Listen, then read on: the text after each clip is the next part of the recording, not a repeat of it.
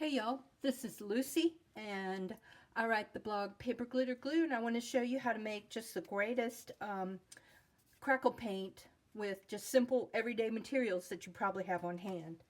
So this is my current house. This is the Sea Shack, and I wanted it to have a crackle effect, but I was out of crackle medium, so I just decided to make my own crackle paint, and I'll show you how right now. These are the pieces that go on the side. So the first thing you do, actually I'll leave this here. The first thing you do is you need a background, because when the paint cracks, it shows a background, so you want it to be a contrasting color. For most of my projects, I like it to be black, but you could choose any color you want, but you still want enough difference between the two colors that it shows up. So for a Halloween house in particular, you'd want it to be black, but I like my houses to look kind of rustic and old, so I choose black for other seasons as well. All right, so you've got black, and I painted this with black gesso. That's a very flat black primer, and let that dry. So the next thing you do is you paint your glue on. The thinner the layer, the smaller your cracks will be. And that was one thing I was really happy about with this project. The cracks were pretty small. So I'm just going to paint it on. Got a brush here. Kind of paint it across.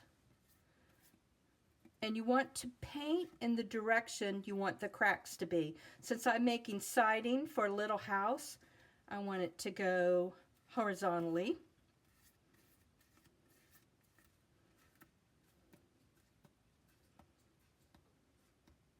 And don't go over it too many times, because you actually disrupt the process if you do. Okay, so that's one. Let's just I'm just going to try to get a little bit on this side piece.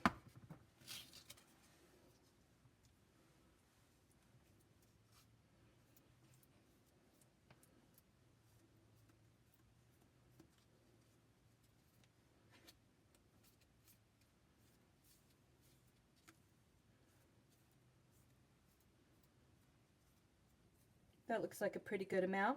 Okay, so here's the real trick.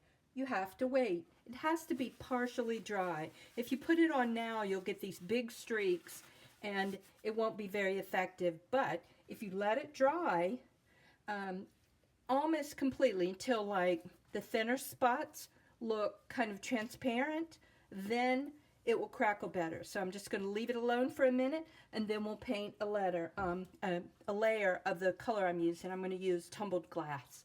Okay, so I'm just going to let it dry for a little while, and then I'll come right back.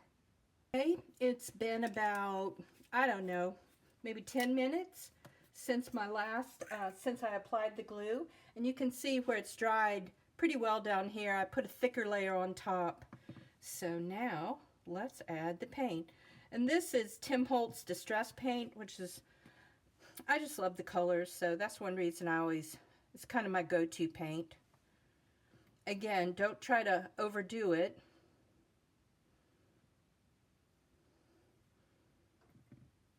Because you disrupt the crackling process. So go in the same direction that you want the crackle to happen. And since I'm making siding, I want it to be horizontal.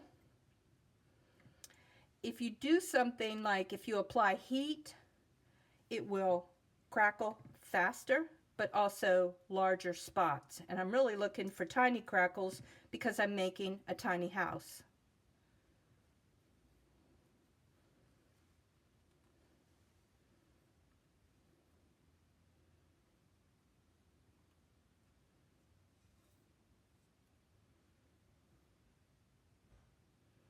Okay, leave that alone. You can see a little bit of it developing.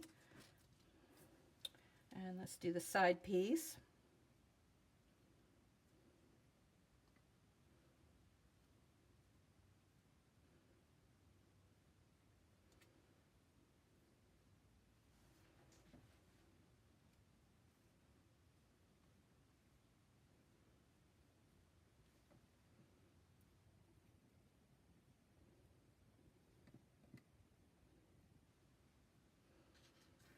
And again, because I want tiny crackles, I'm going to leave it alone, and then I'll come back and show you what the finished piece looks like. It should be, it'll take, I'll probably come back in about 15-20 minutes. It may not be completely dry, but I think you'll be able to see more of the crackles developing.